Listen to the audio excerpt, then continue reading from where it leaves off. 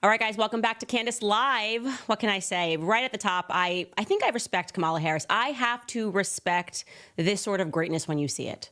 When you just have a woman who really has no association, never in her life with the Black community at all, didn't even have a relationship with her Black father, doesn't have a relationship with her Black father, and then just magically does a trick and decides to be the Blackest person, or at least a caricature of what she thinks a Black person is supposed to be, and has people booty clapping on stage for her. And now suddenly she learned and speaks Ebonics. And I have to respect it because Black people are accepting it. It seems by and large, she's getting a round of applause. People are laughing along with her as she pretends that she listens to hip hop music. And so, like I said, I got to respect this greatness. When I see it, we're going to talk about her. But first, we have to discuss what's going on in Venezuela because tons of people were messaging me going, Candace, what's your opinion? This is crazy. Look at all these protests. What's happening down there? What has happened everywhere?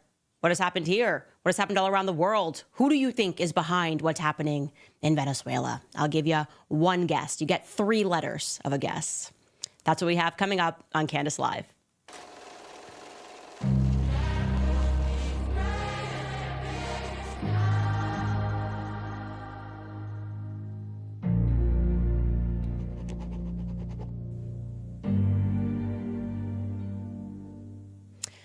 All of a sudden, everybody became an expert on Venezuelan politics overnight, and they're freaking out. If you're not terminally online, tons of people are sharing videos, some of them not even videos from this year, but sharing videos on X and on Instagram about what is happening in Venezuela because they just had their elections. And unlike America, where people, if you contest the election or you think if there was any risky business in America, you are an insurrectionist. Apparently, you're allowed to do that in other countries. You're allowed to question the results of an election. And that is at least what Venezuelans are learning as they have the support of the mainstream media apparatus here in America, as well as the surrounding countries in Venezuela. Because so they had an election and their incumbent president, Nicolas Maduro, we all know who Nicolas Maduro is, and my suspicion is he's actually about to be killed, and I'll tell you why.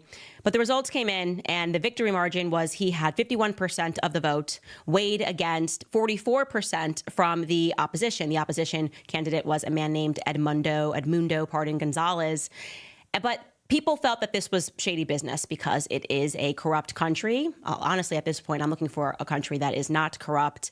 And they felt that they especially knew that it was wrong because there was all of this polling that was done, which showed the Venezuelan people that the opposition candidate had a very clear lead, that he had double the support that Maduro had. So when these election results came in, they said, absolutely, this cannot be the circumstance. And they have taken to the streets. Now, what began as a peaceful protest is a peaceful protest no more. Maduro has now sent out the police to crack down on the streets because there have been so many violent clashes.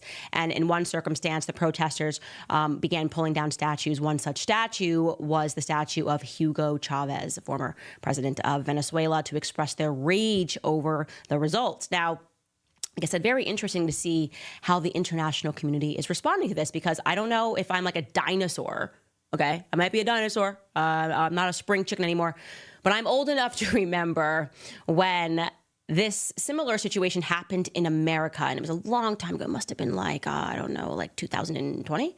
And I remember when people were peacefully protesting on January 6th, and nobody in the international community had the support of the American people who were calling into question how it was possible that Trump had a lead, right, when we were awake and they were counting the votes. And then suddenly, when nobody could stay awake anymore, there were some random leaks in some facilities in swing states, and they had to stop counting. And we woke up, and suddenly Biden was the president. And we weren't allowed to ask any questions unless we were being deemed an insurrectionist. But the media, that same media, who called that a dark day for democracy. Oh, my gosh, the January 6ers, oh, my God, they stormed the Capitol building, they said. The videos look a little different, but this is the darkest day of democracy. That same media seems to be getting behind Venezuela. Now, I just want to be clear. I am not a Nicolas Maduro apologist by any means whatsoever. I am just recognizing a very clear pattern here, and I find it interesting that the regional leaders of other countries are demanding that they recount the votes, they are demanding essentially that the winner be declared Edmundo Gonzalez. They're calling it electoral scam. First among them, Milei in Argentina. Now, I want to be very clear. I don't trust anything that crawls out of Argentina with blue eyes. There's a reason for that. And that reason is because after World War II, a lot of Argentinians suddenly had blue eyes. And so I do not trust Milei. I'm happy to say that. You call it whatever you want. Something about him just reeks of a state plant to me, and how much the media is in love with him. And he just is doing the absolute most despite just getting into office. And so he has sort of led the pack, declaring this to be a fraud, not his country, but he's like, this is an absolute fraud. It is wrong. He is demanding that Maduro publish proof of his victory, such as a district by district breakdown of vote tallies. Okay, so a neighboring country being led by Milei is demanding a breakdown district by district of the vote tallies. And Maduro is ignoring that, which is prompting further protests in his country. People are calling him, Maduro responded to Milei by calling him a cowardly bug and a traitor to the homeland and a fascist. Now, the fascist part might be true. I don't know. I got to see his genealogy because I just don't trust anything with blue eyes that comes from Argentina. That's all I'm saying. Cut it out. All right, call me names. I get it. I shouldn't be dishonest. I just am. So here's the thing. Maduro has now spoken out, and he's pretty convinced that this is a coup.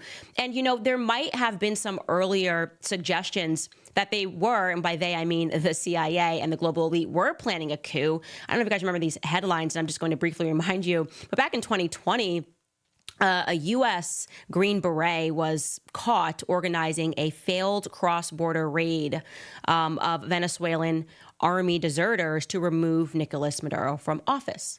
So they did that. Actually, we had this guy, let me give you his name here. His name is Jordan Goudreau, and his partner down in Venezuela, Yaxi Alvarez. Yeah, they were just trying to stage a coup of Nicolas Maduro, and it failed, and they got caught. And then they were charged with conspiracy and smuggling goods. So the writing was kind of already on the wall, because these are the sorts of things that happen. You see these sort of insurgents pop up, and suddenly they're like, oh, I'm acting totally alone. Me as an American, I'm very concerned about what's happening down here in Venezuela. And yes, I am a decorated, as Goudreau is, a 3-time Bronze Star recipient for bravery in Iraq and Afghanistan. And everybody knows that whatever we were doing over there was just above board. America, we don't do anything that's corrupt. Okay, now there have been a few times we've done some things that are corrupt. And yeah, it turns out that Nicolas Maduro has noticed some of those things. So he gave a speech yesterday. I'm going to read to you what he said while showing you a clip of this speech. Maduro said, "The North Americans put a smile on their face, diplomatic face of deception, but behind they carry a dagger. And if you believe their smile, if you get careless, they turn around and stab you. So they have acted for almost 200 years, assassinating presidents, assassinating leaders around the world, assassinating presidents in the USA, John F. Kennedy. Who killed him? The system, proven. They created what is now known as a false positive with a man named Oswald. This is well known, well denounced in a documentary film called JFK. Well documented. Kennedy was killed by the criminal mafia in Miami and by the CIA because he was working to end the Vietnam War and to reach an understanding with Cuba and end the blockade and aggression against Cuba. In fact, it is known that the same day he was killed, at the same time the news was made public, November 22nd, 1963, Fidel Castro was in Veradero in a diplomatic house and was talking with a special envoy of President Kennedy and was giving him 2 boxes of Havana cigars to take as a gift because President Kennedy liked Cuban cigars. And at that moment, one of President Fidel Castro's assistants, Comandante Fidel Castro, I think he was prime minister at the time, came in and gave him the unfortunate news. They turned on the radio and heard the news the same day, at the same time that Fidel was receiving a special envoy to discuss a plan to normalize relations. The system killed him. It has a long history of assassinations, coups around the world, and a lot of money involved. We recently condemned the assassination attempt on former President Donald Trump, and there are a lot of questions from those who were protecting Donald Trump. Why do they allow that shooter to stand there? There are many doubts that have been expressed in the U.S. Now they are trying to cover that up so that empire accustomed to violence, to coups, prepared a scenario against Venezuela. Now, again, I am not an apologist for Maduro. Honestly, all of these leaders are corrupt around the world, but he's speaking some truth. I think he's speaking some truth. And listen, I did not have the time to go over. We don't have the time today because we cannot do the show until midnight. We eventually, the team's got to go home. I have to go sleep. I've got kids.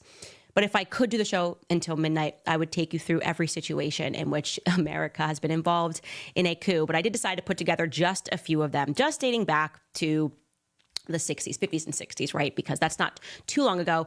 1963, yeah, we were involved in a coup in Iraq that became known as the Ramadan Revolution. Then between 1959 and 1963, well, South Vietnam had just become its own country. The first president of South Vietnam, they used to be a part of France. They used to be a colony of France, and then they became their own country. And then their first president, who was extremely Catholic, just like France was extremely Catholic, and he came from a long line of strong, prominent Catholics, was assassinated. Before he was assassinated, he visited his friend JFK, and he talked about his concerns about what was happening in that region. He was concerned that something nefarious might have been going on, and then he was killed. So that actually happened. His name was No Din Diem. So people that are South Vietnamese probably do recall that situation. And yes, those efforts of the coup were orchestrated by America. And the coup took place, believe it or not, on November 1st, All Saints' Day, when Catholics prepare for All Souls' Day, way back in 1963. So again, that just keeps happening by accident. All of these, incinerating the Catholics in Dresden, war crime, totally an accident. Dropping a bomb in Nagasaki, Catholics, war crime. All of that is by accident. Don't pay attention too much. That same year, of course, Kennedy was assassinated. And to be clear, we still don't know who did it. We don't know who shot our Catholic president, guys. They had to classify all the documents. And you crazy conspiracy theorists who think that it was the CIA, who think that there was some involvement with the Mossad, you guys are nuts. That's what I want to say. You're absolutely crazy for thinking that and for knowing about how the guy who allegedly shot him, Oswald, who said he didn't shoot him, was then shot by a guy named Jacob Rubenstein, who was then MK Ultra'd by another guy who was involved in the MK Ultra program, which was run by the CIA. Okay, listen, for knowing that you are the problem, not them. Then we can move on here. We have let's say Cuba, obviously. That was also a part of a former Catholic empire that used to belong to Spain. And then we helped make that not a thing anymore. And then what happened between 1959 and 1962 is that we got involved with a coup. That's what we did.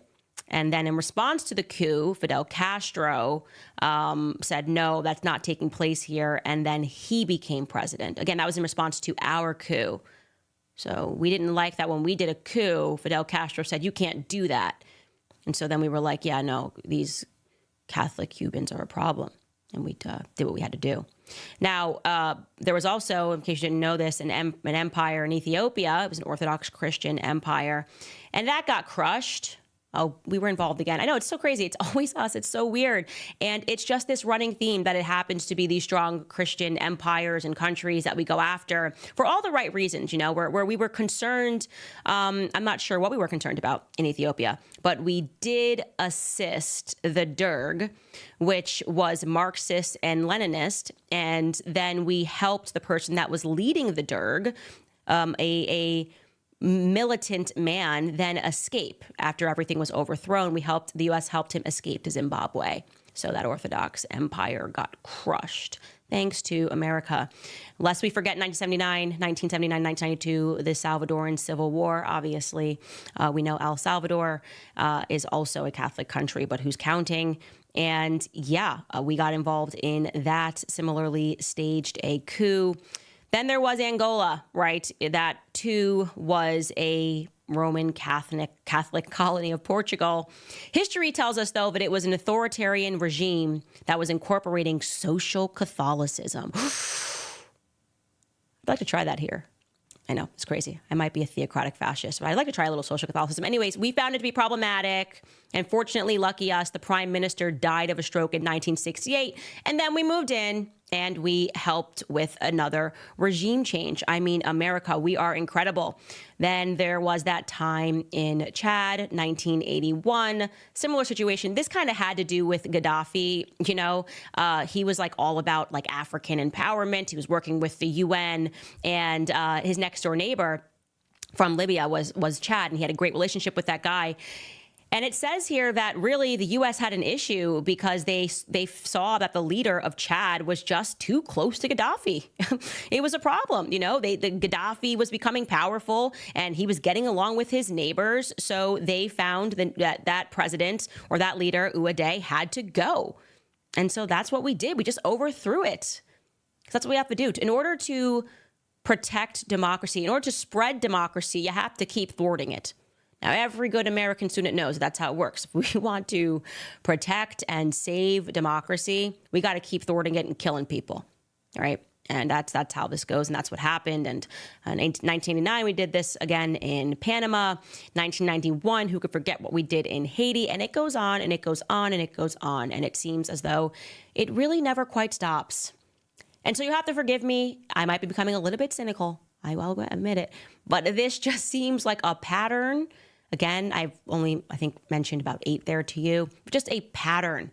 When we want to get involved and we start arming civilians and we get arms in there, helping jihadists. Obviously, we know what happened in Afghanistan. That was another one where we armed the Mujahideen. I mean, you could actually say that we were the jihadists, actually. So it's kind of weird now that everyone's afraid of what we created. We arm militants, we get people overthrown, and then we call those people that we armed terrorists. It's like this really weird thing, and it just never stops.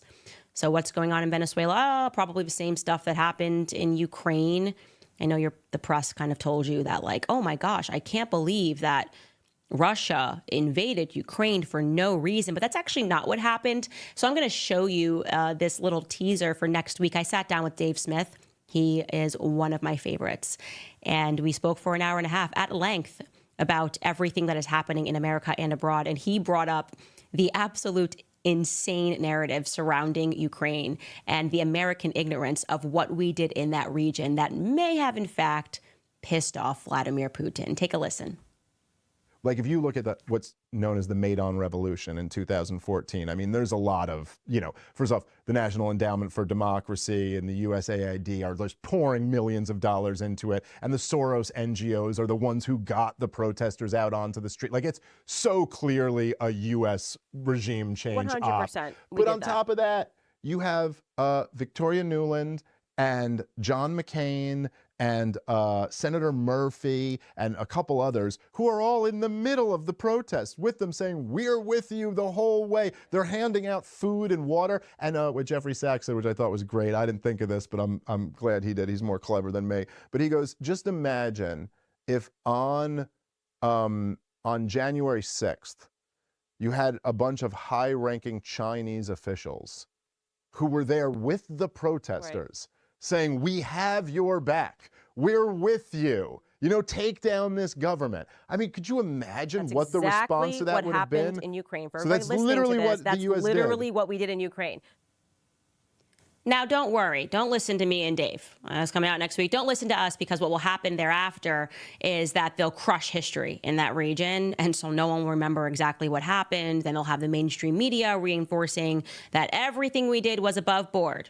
Everything that we do always is above board. We believe in democracy so much here in the West, that the best way that we can spread it is by crushing it. And if that sounds like a paradox to you, well, I don't know what to tell you. You're just not properly educated. You need to receive a mainstream media, military-industrial complex education. And of course, to be clear to everybody watching this around the world, Americans, this is not helping America either, right? Like I said, we lost our country too when they shot JFK.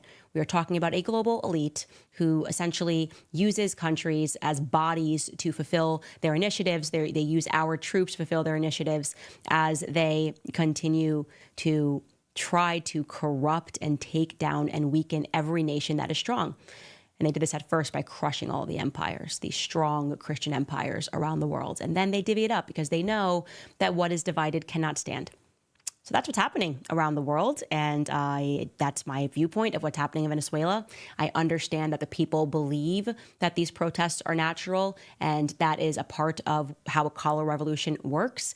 It is how it's always worked. They pass out pamphlets, like the pamphleteers back in the Russian Revolution. You know, getting people all fired up. That is the Marxist doctrine. Oh, it's going to be the sigh of the people that are impoverished, and they don't even know what's going to come after.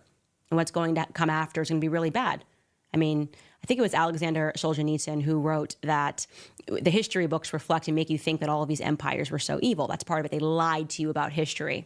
And I think he gave the exact number of people that were put to death under Tsar Nicholas's regime, right? And the number was 17. And of course, then we had to just take down that Christian monarchy. It had to go. And in its place, what rose up was, you know, about 67 million Christians being sent to the gulags and murdered. So that's how democracy works. That's how it has to work. That's how it has to function. And that's all I'm going to say about that topic. Want to quickly thank one of the greatest sponsors of this show, which is Preborn. You guys already know my spiel, what I talked to you about. Planned Parenthood is a great evil. It is child sacrifice operating as something else. They rake in billions despite having dwindling clients. And the biggest takeaway is that Planned Parenthood is generating vast profits, including millions in taxpayer funding. But with Preborn, that is you and me, we get to actively have an opportunity to take their clientele, meaning we get to rescue babies. Preborn operates on a very slim budget, rescuing over 200 babies' lives every day with no government funding. Preborn's network of clinics are situated in the darkest corners of the nation, competing head-to-head with the abortion giant, and they need our help now more than ever. When you donate just $28 to Preborn, you will offer a free ultrasound to an expectant mother that is caught in a crisis, because once she hears that baby's heartbeat and sees that precious life, her baby's chance at life doubles. So please sponsor a precious baby's life today. Your tax-deductible gift will go directly towards saving baby's life. You just dial pound 250 and say the keyword baby. That's pound 250 baby, or go to preborn.com/Candace. That's preborn.com/Candace. All right, guys, let's talk about Kamala Harris. I'm going to now code switch. You know, let me talk to you about Kamala Harris because she is my girl. You know, these streets is talking, and I'm going to tell you right now, I'm finna go vote for Kamala Harris right now. Sorry, I just want to make sure my Black listeners know that they should vote for her. And apparently the only way they can understand why they should vote for her is if I speak in Ebonics. So again, I'm going to just keep that going. Girl, whew, thank goodness we have upon us a strong Black candidate. No slave ships for us or whatever.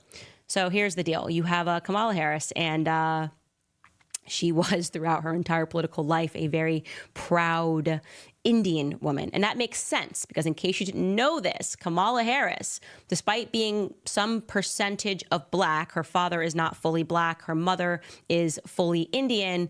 She grew up with just her mother because her parents divorced when she was either 4 or 7, when she was very young. You know, she wouldn't have quite memory of her father. That's why she doesn't speak about her Black father. So it is an absolute absurdity to suggest that Kamala Harris grew up in an environment where she was being impacted by Black culture. I'll show you a couple of pictures of her, by the way, growing up.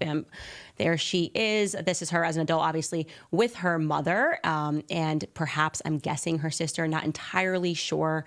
Here is another photo of Kamala Harris with her mother, and her mother looks very Indian to me. Her mother looks like Princess Jasmine, exactly like Princess Jasmine's hairstyle, right? Here she is. Yep, traditional Indian upbringing that Kamala Harris had. And I want to be clear, Kamala Harris, like I said, loved being an Indian woman because it helped her when she was running for various positions. And when she became a senator, she got to applaud the fact that she was the first Indian American. She was so proud of her heritage as an Indian her entire life. I'm just going to jog your memory by showing you just a couple of clips of how the news covered her, because this is how she was running. Take a listen. California's Kamala Harris is the first Indian American U.S. senator.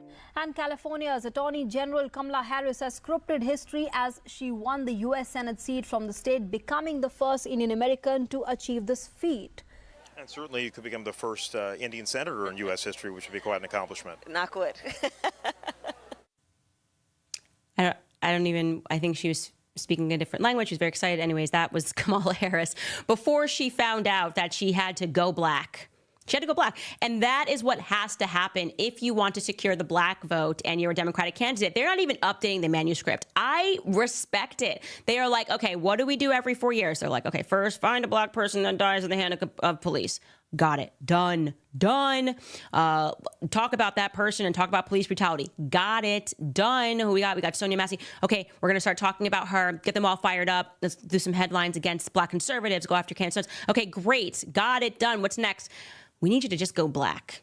Can you do that? Yes. What do I have to do to be black? Well, you got to find some rappers to say, like, you know, you're black, because that's how you become black, by the way. Apparently, you just have to have a couple of rappers shout you out in the right way, because, you know, Eminem shouted me out in the other way. The rappers, I guess, are doing the check now of who's allowed to be black and who's not allowed to be black. And so it makes perfect sense since Joe Biden, I know she probably wanted to call Cardi B, but, you know, they were like, oh, we already used Cardi B in 2020 to get Joe Biden elected. And then Joe Biden didn't speak about Cardi B for 4 years. Definitely didn't hit her up, call her for any advice. It might be too hot right now. If we hit her back up, let's try somebody similar to her or someone that she's friends with. Megan Thee Stallion. And you know that she was like, who is Megan the Stallion? What is that? Like at the Kentucky Derby? Voting on a horse? No. Megan Thee Stallion. She's like one half of the hip hop WAP duo. And she was like, okay, like whatever, get her on the phone. And they said, Megan, the White House is calling and we have a woman who's now black. She said no black experiences. Definitely wasn't getting her head popped by the brush like the rest of us were. She has no idea what that means. She doesn't even get that. So we're talking about moving your head, just getting hit by a brush.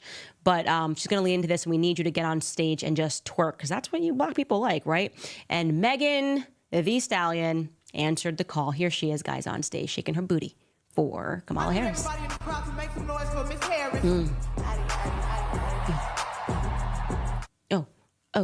Oh, I'm just going to start doing that. I think all black people will watch this podcast if I just start shaking my butt. I'm going to start shaking my butt. That'll get people to listen to me, obviously. Oh, now we know you black. Because I saw Candace, she was working on her podcast, and now I know for sure that she is black. And here is what's amazing, and there are some black people that are calling this out for the code switch, but it is the round of applause that she is getting as she tells these horrific jokes. So just to jog your memory, let's not forget what she said at BET, at the BET Awards when she did this awful cringe-inducing skit that I should be able to sue her for. I cringed so hard to be able to sue her, but here's what she said at the end of that skit. Take a listen. Yeah, girl, I'm out here in these streets. Oh, yeah, girl, she out here in these streets. I'm sorry, guys. I'm sorry. I respect it. What do you want me to do? I respect it. It's good. It's good. And I thought that was the worst cringe. But then came her speech. I don't even know where she was speaking. And she did the appeal again. Again, take a listen. Donald Trump, on the other hand, has been talking a big game about securing our border, but he does not walk the walk. Or as my friend Quavo would say, he does not walk it like he talks it. Oh, she's friends with Quavo. What's next? Eminem gonna drop a couple of songs telling her she's definitely black, not like Candace Owens. Yo. What is this? Okay, you know what? When I see this is how it feels to me. So imagine if I decided to run, I don't know, in India, and I just decided to be like, hello, thank you very much for helping to watch the Candace show. I'm coming to you live from the Candace podcast. What do you guys think? Do you think Indian people be offended by that? Because that's literally me watching her try to code switch and put on a black scent, right? Becoming I guess, a cartoon stereotype of what she believes every black person sounds like and can relate to. That's what it's like for me as I watch that. And if I ever see Kamala Harris, that's exactly how I'm going to talk. That's exactly how I'm going to talk. I'm going to talk like a Simpsons character. And then we're just going to see what happens as she starts pretending to be black. And then I'm just going to throw back to her pretending to be Indian, because that is the culture that she actually identifies with. And we're just going to see where we get. And the answer is going to be nowhere. But here's my thing. Okay. If black people vote for her on the basis of that, okay, well, Candace is not black. If black people vote for her on the basis of her pretending that she listens to Megan Thee Stallion and Quavo, she has not. Have you seen her husband? Nope. Doesn't bring him around nowhere. Nope. She does not. Have you seen her entire family? There is no one in that household that is listening to Megan Thee Stallion. Not a single person that's listening to Megan Thee Stallion, least of all her. Okay? But if you're going to vote for her according to that, you deserve what you get. I don't care. Call me an enemy. I don't care. I respect it. If you keep buying the salt and you're a slug, then I gotta just respect the game. I'm done telling you guys. I'm done trying to tell you guys what happens every 4 years. You keep maiming and caricaturing me and being convinced that that woman has your best interest. You get what you get. In fact, Quavo, honestly, if she was still district attorney, she'd probably arrest his ass. Pardon my language. Pardon my language. I think she'd send him to prison. I'm done. I am so done. Let me move on from this topic, you guys. Thanking another one of my sponsors, Grand Canyon University. It is a private Christian university in beautiful Phoenix, Arizona. They believe that we are all endowed by our Creator with certain inalienable rights to life, liberty, and the pursuit of happiness. GCU's mission is to empower virtuous action through higher education by honoring your career calling, your impact, your family, your friends, and your community. Change the world for good by putting others before yourself to glorify God. Whether your pursuit involves a bachelor's, master's, or doctoral degree, GCU's online, on-campus, and hybrid learning environments are designed to help you achieve your unique academic, personal, and professional goals. The pursuit to serve others is yours. So find your purpose at Grand Canyon University. It's private, Christian, affordable. Visit gcu.edu. All right, guys, now let's jump into some of your comments regarding episodes past. Actually, you know what? I'm going to jump into the live chat here because that's going to be even better. As someone here saying they deserve what they get. People that vote for Kamala on the basis of that absolutely deserve what they get. I completely agree. I'm going to first go to the people that are donating here in the chat. Okay, Vishan says, yep. Vishan says up to 20% of Argentines has blue eyes, huge European ancestry, German, French, and Italian, etc. I agree the Venezuela thing stinks of the CIA. Kind of worrying to see the whole right jump to conclusion. Yeah, it's crazy. I mean, it makes no sense to me. I saw Elon Musk jumping all over it. Elon Musk, saying, oh, this is like actually a people's revolution. It's like, no, it's not. And you can tell because the mainstream media is endorsing it and the mainstream media is an arm of the CIA. I don't know how many times I can tell you that Operation Mockingbird was established in the wake of JFK being killed by the CIA. They then decided to, did I say killed by the CIA? I'm sorry, we don't know who killed him. But after he was killed, the CIA minted Operation Mockingbird and began putting journalists on payroll to control the perception of the public. How's it working? I would say still pretty well, given, I don't know, just watching black people there think that Kamala Harris is black at all. Big Fat Burn writes, yes, people of Venezuela are suffering. They suffer mostly because of the American sanctions. The UK stole the state gold too. They are trying a Gaddafi on Maduro. Why is Musk acting like a CIA agent? I genuinely do not know what his deal is right now. I don't know. I don't know what to think about Elon Musk right now. There's been a couple of things that he just kind of seems, case in point, going to Bibi Netanyahu's speech. I don't know what's going on. I feel like it's a different Elon Musk today than it was when he first purchased Twitter. I hope I'm wrong, though, because I did really think that he was kind of the social media superhero that we had need for. Like he was going to be our Batman. I know that sounds lame, but I just actually believed in him. So it sucks to see him go this way. The Real Queen writes, you and David Nino Rodriguez would be great to see have a discussion. And my producer is noting that David Nino Rodriguez is an American heavyweight boxer. He was formerly ranked number 13 in the world by the WBC and number 12 by the WBA.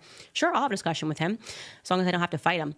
This person writes, again, thank you for all that you do. You are making a change for good. Satan is among us, and we must fight back as Christians. What would you say is the best way to fight back in just daily life? I would say, without question, the best way to fight back is to be bold. So many people are fearful. Like I said, where I'm at, if you have a platform, they're fearful of being canceled. They're fearful, of losing their jobs. So they roll up their sleeves and they get the vaccine, and they just get completely just moving like sheep, right? It's unbelievable to see people give up their national sovereignty, to give up their bodily autonomy, all in the name of fitting in. And that's how you know that it's all about psychology. So steel yourself psychologically, support the independent voices, support Dave Smith, support Tucker Carlson. Thank you guys who have signed up at locals.com and are supporting me. I know that I owe you links this week, and I promise it's going to happen. Look, you can also do this, cutting here to tell you guys, these are the new Candace cups. This says conspiracy theorist on the front, and the back says don't care, built different, because that's my favorite clip, which I'll show you shortly.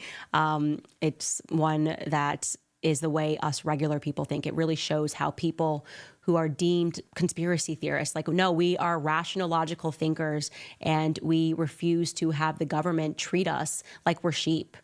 On that note, I do also want to thank our last show sponsor of today, American Financing. In today's economic environment, the stress of providing for a family and yourself can sometimes seem overwhelming, and putting everyday expenses on credit cards only elevates that stress. You have to find a way out of that never-ending cycle of debt, you guys. I have an answer for you. Call my friends at American Financing. They are helping people just like you turn things around by using the equity in their homes to pay off that high-interest debt. They understand what you're going through. They talk to people like you and people in your position every single day. American Financing is saving their borrowers an average of $854 a month, which amounts to basically a $10,000 a year raise. And they're closing some in as little as 10 days. So if you start today, you may not even have to make next month's mortgage payment. There's no better time than now to turn your situation around. Call 800-795-1210. That's 800-795-1210, or visit americanfinancing.net/Owens. Okay, guys, I do have to show you this mug, because we have to show this clip of, guys, can you pull that up, of Andrew Tate? Because this is the reason, and this was the thought process. Someone in the live chat was like, your next cups, Candace cups, should say don't care, built different, because it is my favorite moment of Andrew Tate on the internet, because it embodies exactly how I think, and that I am proud to be a conspiracy theorist. You can call me whatever you want. We are the ones that still have common sense. We do not care. We are built different. Let's cut to Andrew Tate in this amazing clip. Don't care. Built different. Don't care. I got to show you guys the full clip too when we have it. Maybe that'll be tomorrow, where he speaks about how, common sense told me not to get the vaccine because everyone wanted me to get the vaccine so bad. That's it. He always just says, who's the source? The source is the streets. That's what he says. And the streets told me not to get the vaccine. While the midwit experts told me to get the vaccine. It is not happening. Okay, back to your comments. A few more here. Liz writes, I love your show, Candace. Please read Confessions of an Economic Hitman. Also look into Tommy Robinson documentary and maybe an episode on what's going on in the UK. Love from England. Yes, that sounds like a great idea. I actually should do updates from around the world. Sarah Thabita writes, the devil tries to silence her, but we will make her message loud. Everyone subscribe at Locals to help spread God's truth. She needs us to step up. Thank you so much, Sarah. And yeah, I do believe that I can do it with just the people, and I don't have to sell out to a corporation, because as it's already been proven, so many of you guys have donated to us so that we can keep the show free and keep my voice free and not enslaved by corporate narratives. And sometimes that corporate narrative for a lot of people is a military-industrial complex. We all know that's why Tucker Carlson got fired, because he wouldn't peddle the Ukraine lines. This person writes, also look into Mr. Beast getting exposed for I'm not going to read that, because I think actually what happened with Mr. Beast, it was his partner. Is that correct? And I just want to make sure that I stay away from making an accusation about someone that could get me into a lot of trouble. But I know that there is a story there, and I promise that I will cover it tomorrow. I think it was somebody on his show that was working with him for a while and is no longer working there, but was perhaps transgendered, and things got a little bit crazy. Israel writes, Candace, I'm a fan. Maduro's government just kidnapped 1,000 protesters and 16 people have been murdered. Me and my family have suffered from dictatorship. I want to be very clear. I am not at all saying that I agree with Maduro. I understand what has happened in Venezuela over the last years, the starvation, the lack of food, all of these things that have taken place. But what I am saying is that in every aspect of government, what the U.S. often does is support the regime change until we're done with who we change the regime to, and then we change it again. And that is a cycle in which the people don't recognize. I'm just trying to get you guys to sort of zoom out and see the big picture here, which is every predicament that you are in is being sponsored and pushed by the global elite. So they allowed him to assume power, and now they're done with him, and they are going to put somebody else there. That is what I predict is going to happen. I truly hope that I am wrong, and that nobody is assassinated. But I, of course, nowhere in the world, I hate the fact that no matter which way you spin it, it is the people who suffer, the people who are not a part of the oligarchy. And that's all of us, by the way, all around the world.